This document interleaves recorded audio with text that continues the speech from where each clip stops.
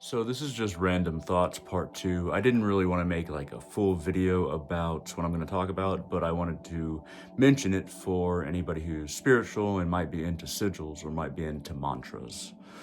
So today I had an opportunity to start a new job, a job in which I will actually be working in the photography field and getting photography and sales experience. So that is my major in college is photography, and it'll look good on a resume, and it'll give me photography and sales experience. So this was a good day for kind of the beginning of my career, building up to my career, as it were. But I prepared beforehand, the day before, the night before.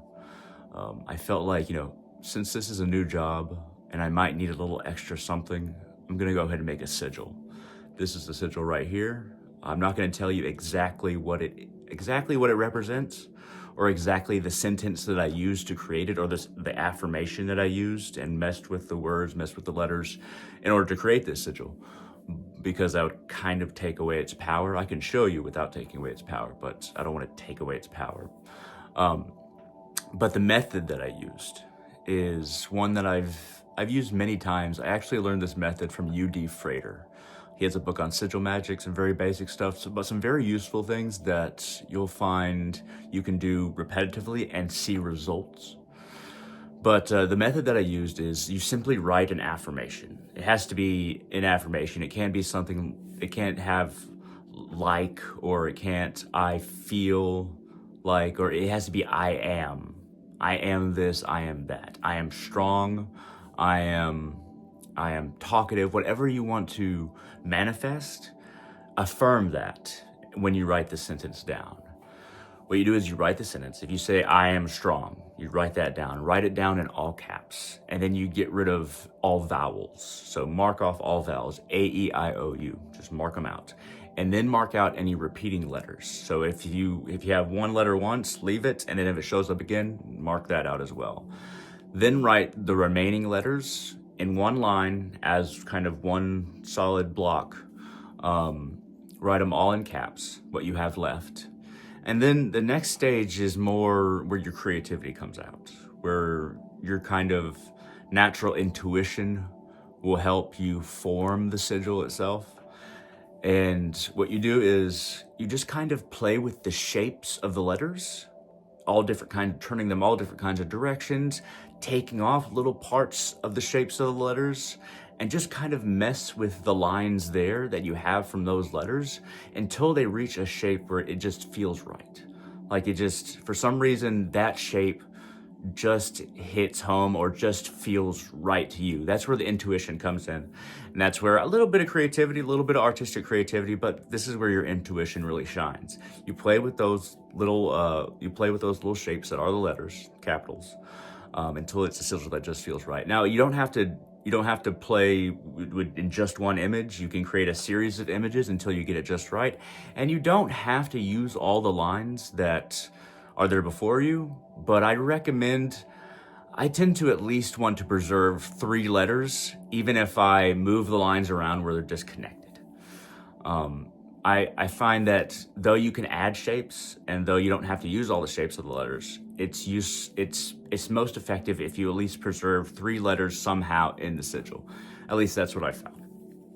So I believe that this sigil that I created for myself worked very well and did what I wanted it to do today. And since, a lot of the time, not most of the time, but a lot of the time, standing around waiting to take pictures, waiting to take photos of customers, ready to kind of arrange them in front of the scenery and kind of interact with them and get them to take good photos, and then actually taking the photo. Between doing that, when there's not a customer before me, when there's not a family before me, I said the mantra that I usually say in my Kali pujas. And, I tried Om Namah Shivaya, Om Namah Shivaya, Om Namah Shivaya. But while that mantra is very easy to say, and it's very, it still connects with, Shiva, which is the consort of Shakti, and I'm a Shakta. So, Om Namah Shivaya is a mantra that's very close to my heart. It just didn't feel right. But my Kali Puja mantra that I say every day while I'm doing Kali Puja, Om Shri Mahakali Kaye Namaha. Some variation of that. I tried just repeating it kind of robotically and without the extensions in the pronunciations that you heard, without drawing out the Om Nama or Om Shri Mahakali Kaye Namaha, without drawing out the Ye or the Om, or drawing any of the syllables out. I tried that and it didn't feel quite right, so I just reverted to my Kali Puja, the way that I usually say it, which is what you just heard, saying that mentally again and again and again. I find, and many people who watch my channel don't use mantras, and they don't use mantras in kind of when you're waiting in line, or when you're standing around, when you're not doing something. Most people watching this, and most people in general, of course, don't use mantras. But for people who do use mantras, it's a remarkable use of time, especially when your mind might kind of taper off, might go in different directions, might stutter, or might think of, wanting to get off, wanting to leave, wanting to go on break, or what you're going to do next, or what you're going to do tonight. Whatever goes through your mind usually, it's remarkably effective to focus it on a mantra and use that time to say the mantra in your mind. And mantras have various benefits depending on what they mean for you, and also what the syllables themselves manifest and bring into creation, or what quality that they assert or manifest in your mind with the mind stuff, with the chitta. They do various things when you say them mentally, but they also can feel like a home in your heart. They can also they can just make your mind and make your energy feel right, especially if they involve your god or goddess, like Om Shri Mahakali Kaye Namaha. Shri and Kali Kaye, the one who is Kali. These are names for the goddess and for Kali. I use them every day, and they're something that my mind loves to wrap around and loves to say, loves to pronounce. Well, my mouth loves to pronounce too, but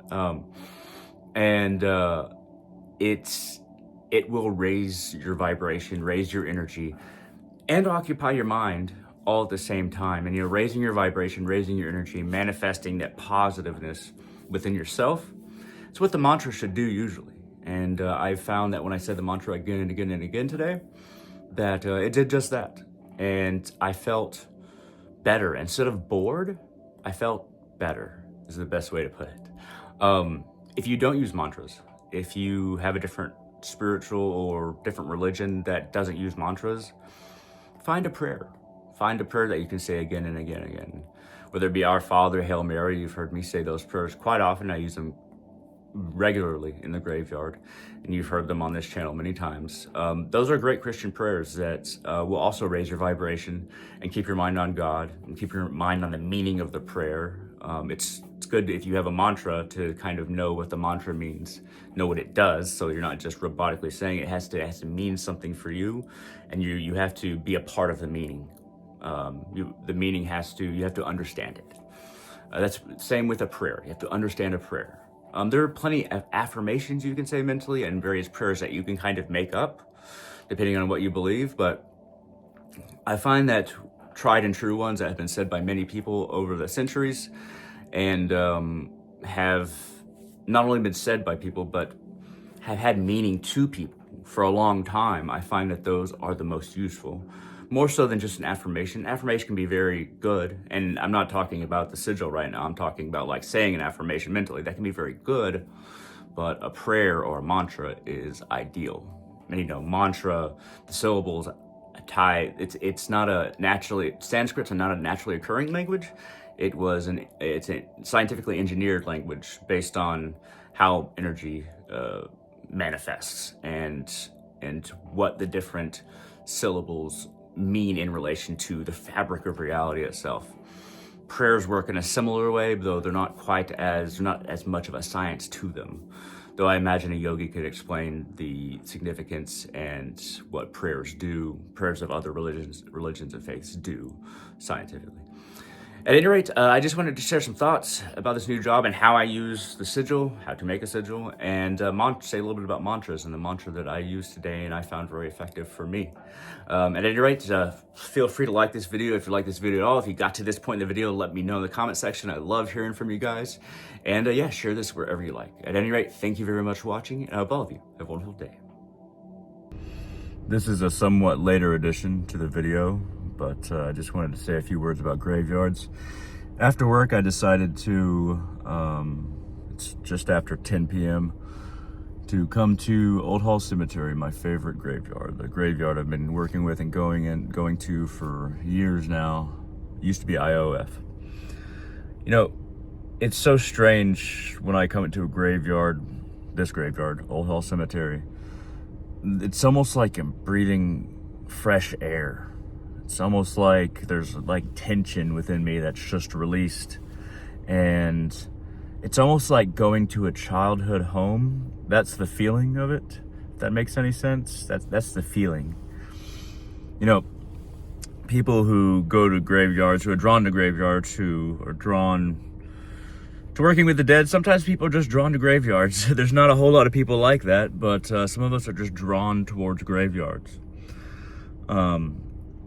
It doesn't necessarily mean that we want to die, though you could say that depression and loneliness perhaps correlate with being drawn to graveyards, but it's not necessarily a want to die or a desire to die that makes you return there and feel at home there, feel good in graveyards. It's more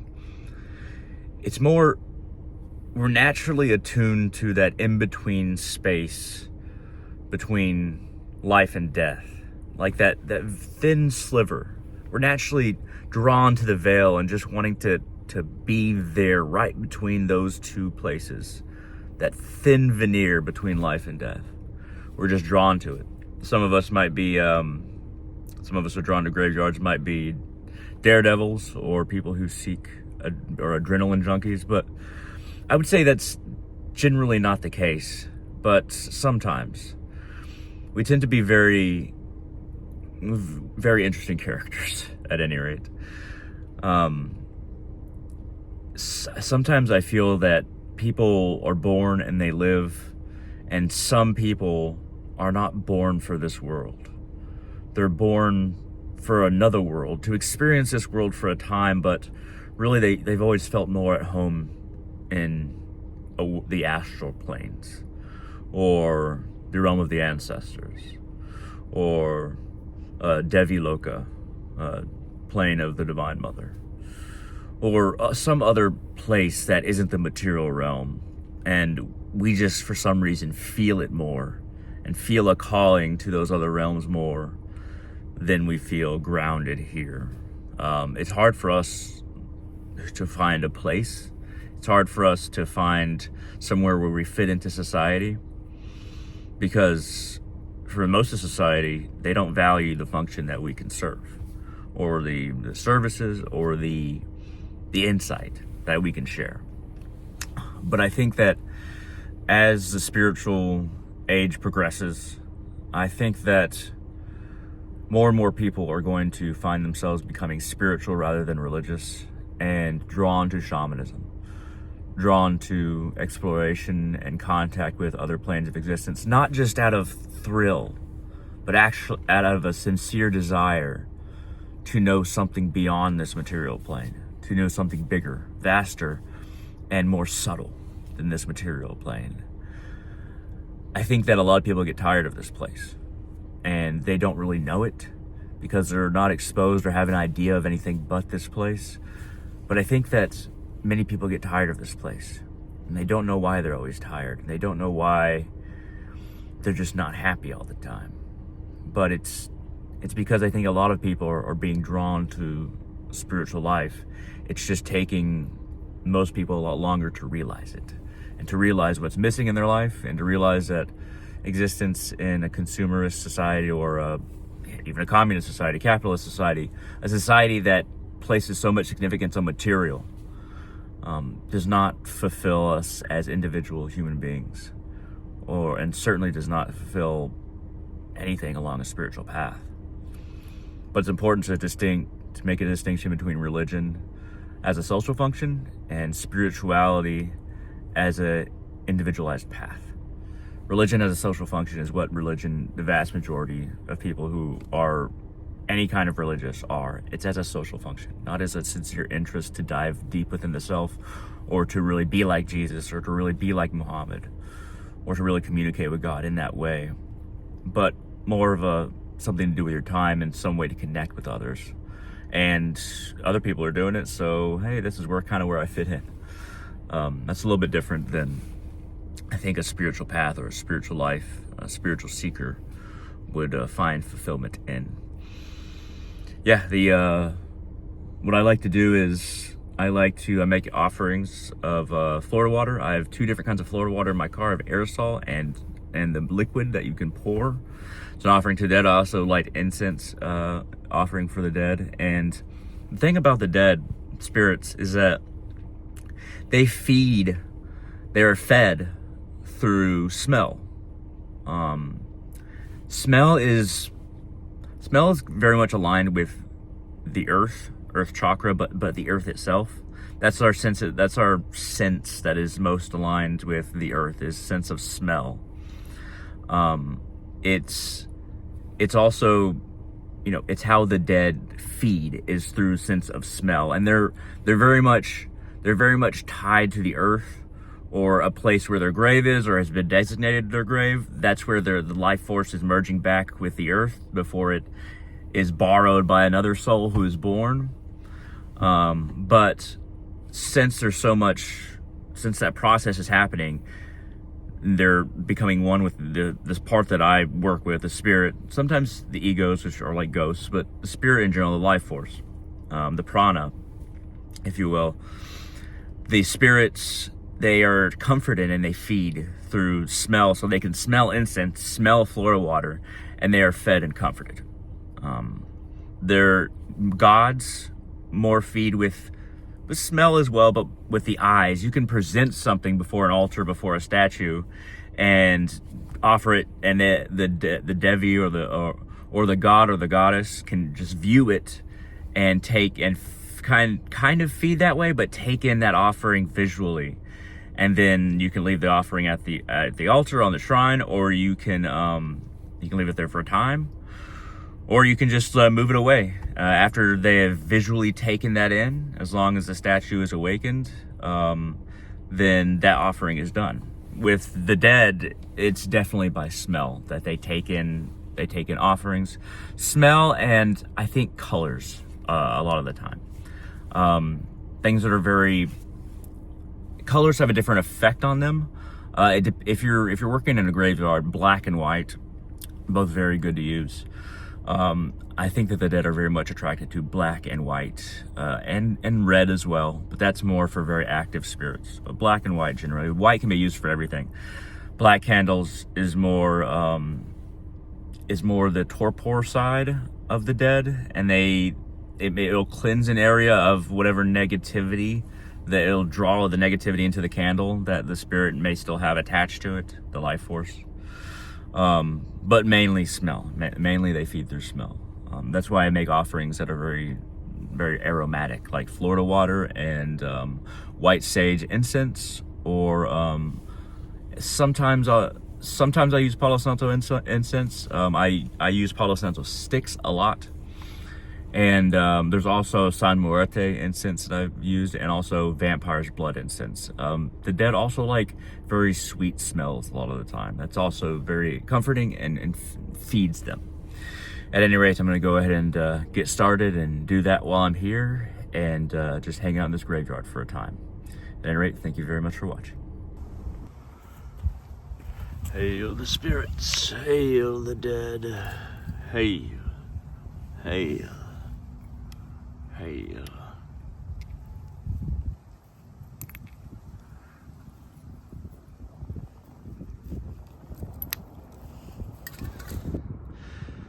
something about really digging your fingers into the soil and pinching off just little pinches of grave dirt and placing them in a vial, but really making contact with the earth beneath a very bright moon is it's a wonderful feeling, and this soil will be put to good use.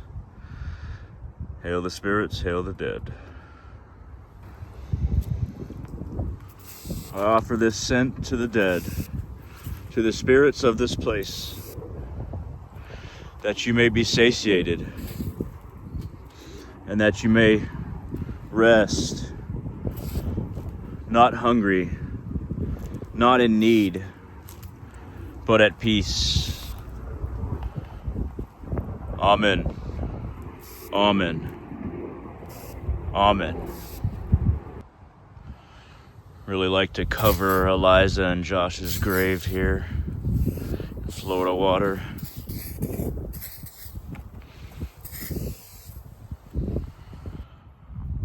This woman's family really did care for her, enough to make quite a display in this otherwise fairly dim graveyard.